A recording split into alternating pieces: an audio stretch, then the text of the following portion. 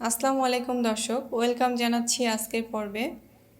আজ আপনাদের জন্য নিয়ে এলাম কুরবানির ঈদের মাংস খুব চটজলদি কী করে রান্না করে নেওয়া যায় সেই রেসিপিটি।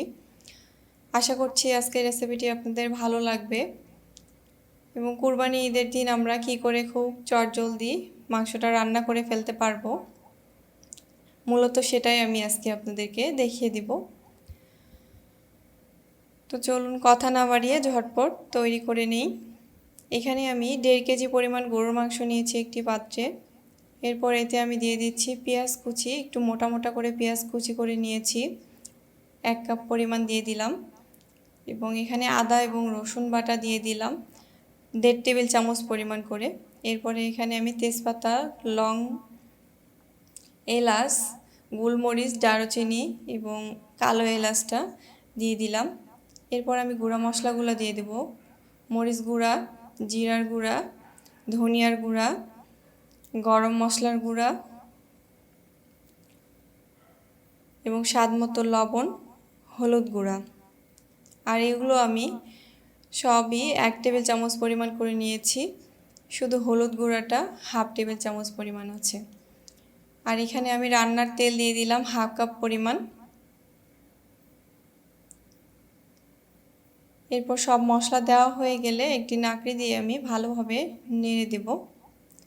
যদি নাড়তে একটু অসুবিধা হয় সেক্ষেত্রে যদি আপনারা পাতিলে উঠিয়ে দেন অথবা কড়াইয়ে একটু 2 পাশ ধরে ভালোভাবে ঝাঁকিয়ে নেবেন, তাহলেই ভালোভাবে মিক্স হয়ে যাবে। আর যদি হাত দিয়ে মাখিয়ে নিতে পারেন তবে হাত দিয়ে মাখিয়ে নেবেন।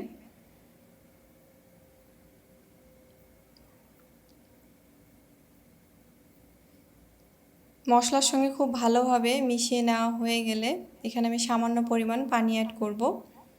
এবার ঢাকনা দিয়ে এটাকে আমি আধা ঘন্টার মতো কুক করে নিব। আর এ পর্যায়ে চুলার আঁচটা মিডিয়ামের চেয়ে একটু কমে থাকবে। আধা ঘন্টা পরে ঢাকনা উঠিয়ে বেশ কিছুটা পানি উঠে এসেছে। এবার আমি এটাকে ভালোভাবে নেড়ে দেব।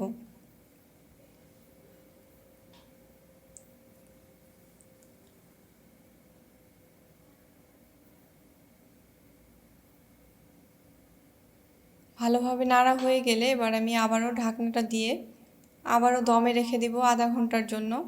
এর ফাঁকে একটু করে নিচে লেগে যেতে পারে, এজন্য নেড়ে দিতে হবে।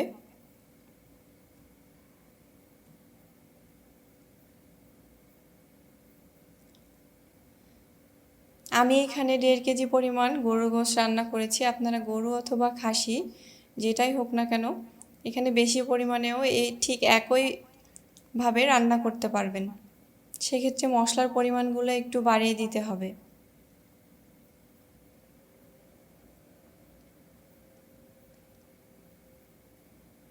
আর কুরবানির ঈদের দিন আমরা যদি এভাবে মাংসটা রান্না করি সময়টাও অনেক কম লাগে। আর এখানে আমি আবার কষানো হয়ে গেলে ঝোলের পানি অ্যাড করছি। আর ঝোলের পানিটা অবশ্যই গরম পানি দিতে হবে। আমি এখানে ফুটন্ত গরম পানি দিয়েছি 2 কাপ পরিমাণ। ভালোভাবে কষানো হয়ে গেলে ঝোলের পানিটা দিয়ে ঢাকনা দিয়ে অপেক্ষা করতে হবে আবার আধা ঘন্টার জন্য। মাংসটা রান্না করতে টোটাল 1.5 ঘন্টার মতো সময় লাগতে পারে।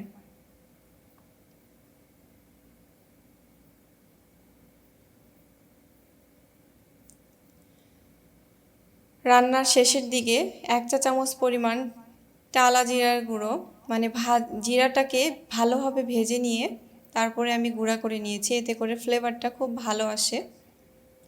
নামানোর কিছুক্ষণ আগে দিয়ে জাস্ট একটু বলক উঠিয়ে নামিয়ে ফেলতে হবে। আমার মাংসটা রান্না করা হয়ে গেছে, এবার আমি চুলোটা বন্ধ করে দেব।